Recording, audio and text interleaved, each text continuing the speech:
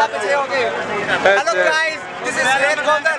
हम आज अपने चैनल पे अपने भाई सुहेल गोंदल को लेके आए जो पाकिस्तानी कबड्डी इंटरनेशनल प्लेयर है।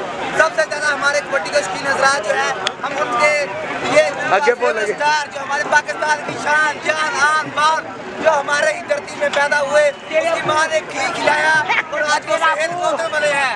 गाँव का मत जानता, गाँव का मतलब पूछता था वो भागो पोछे गाँव का खानदार आंखें की बुद्धि को छोड़ने वाला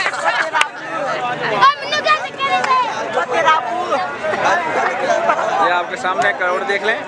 हर बंदा सेल्फी लेने के लिए बेताब है गोंदल साहब के साथ। ये आपके सामने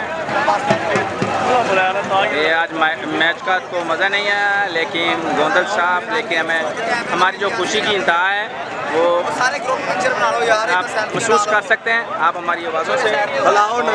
अभी आप फैसल साहब की गुफ्तगू सुन रहे थे, क्योंकि मैं तो कैमरा मैन नहीं कर रहा हूँ अभी।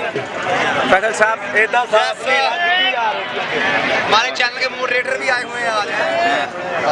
ये देख सकते हैं आप, और ये काशी और ये गोंदल साहब के साथ